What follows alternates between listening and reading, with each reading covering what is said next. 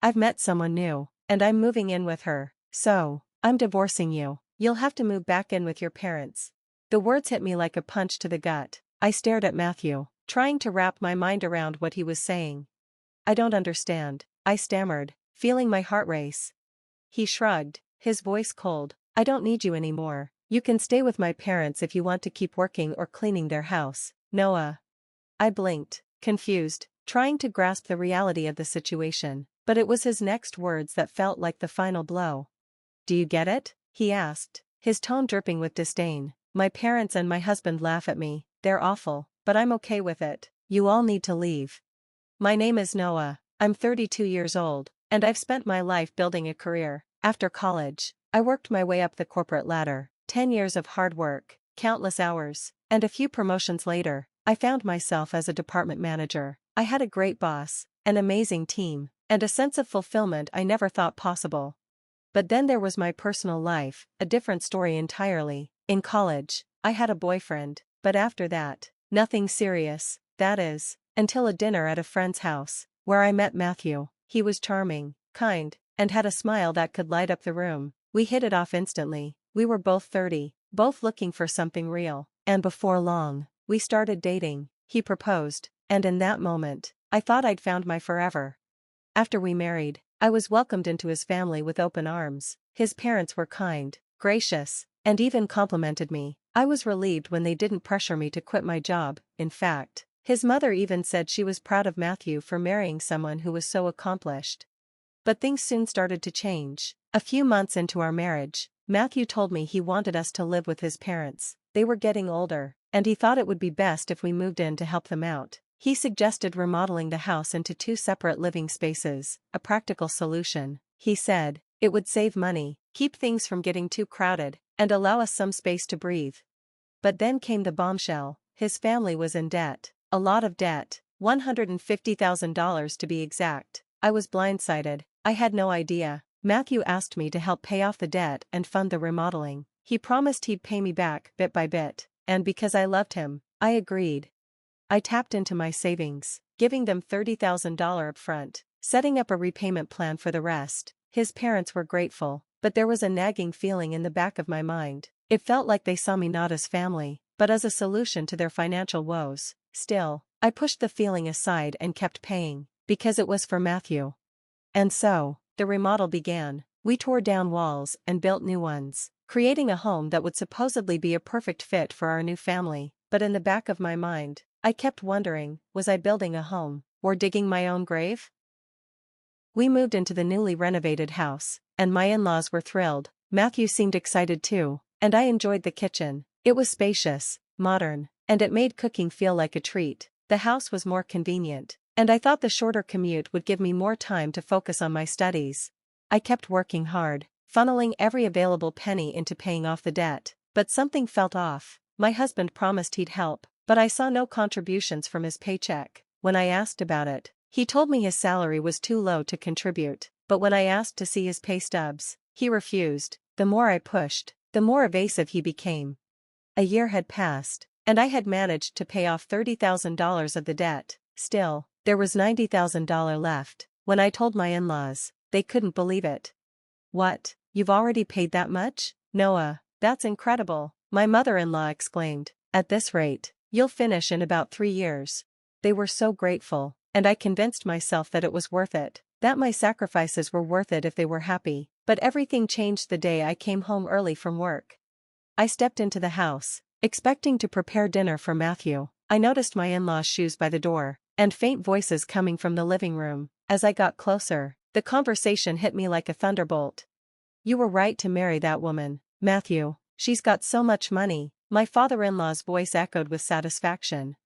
Matthew chuckled in response. When I found out she worked for a big company, I made sure to seduce her. My stomach dropped. I froze in place, unable to move or speak. Thanks to her, we'll get out of debt, and she even remodeled our house. You're lucky to have such a good wife, my father-in-law continued, oblivious to my presence. Then, Matthew's voice cut through the air, cold and calculated. I'll get rid of her once she pays off the debt.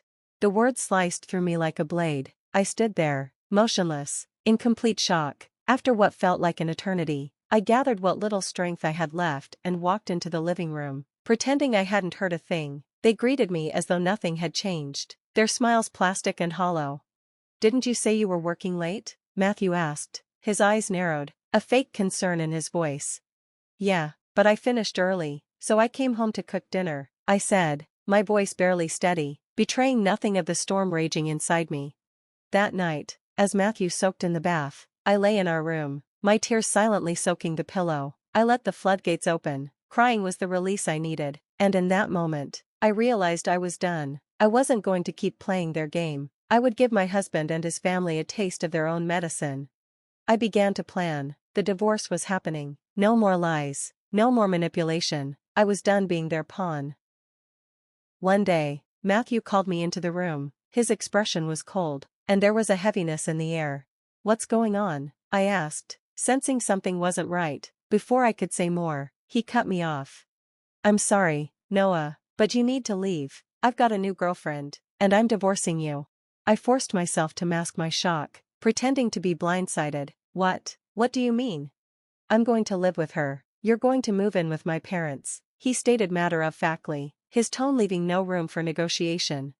I stood frozen, stunned. I had overheard the conversations, pieced together the plan. Matthew had intended to leave once I paid off the debt, but hearing it from his lips, so blunt and unfeeling, stung more than I could have imagined.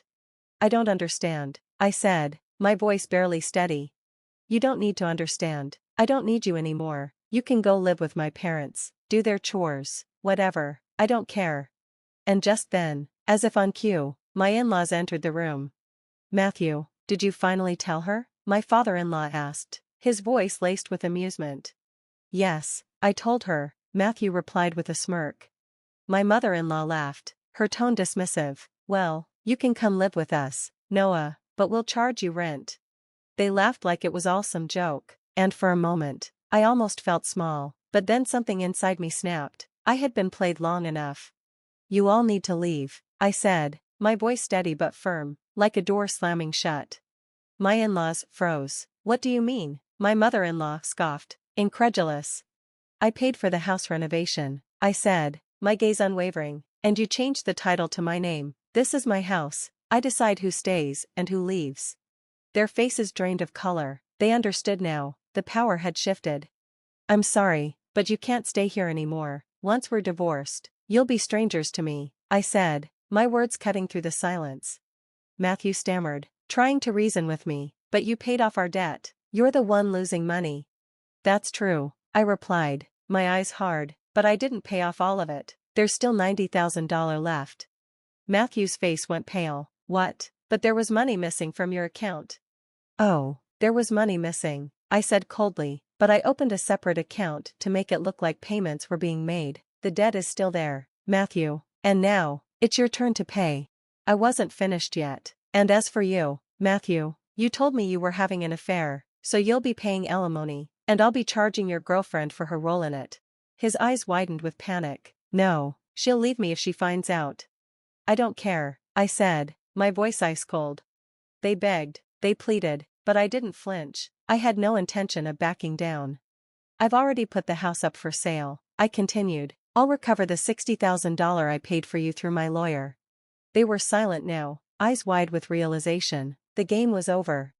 I filed for divorce, demanding alimony and compensation from my ex-in-laws and his affair partner. The house sold for $200,000, and after settling the remaining debt of $160,000, I walked away with $40,000. I also received alimony from both Matthew and his affair partner, and I successfully recovered the $60,000 from my ex-in-laws.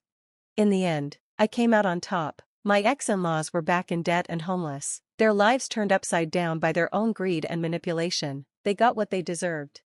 I learned a valuable lesson: trust is precious, and I'll never again let anyone take advantage of me. Now, I'm focused on building my wealth, creating a life that's truly mine, surrounded by people who value and respect me.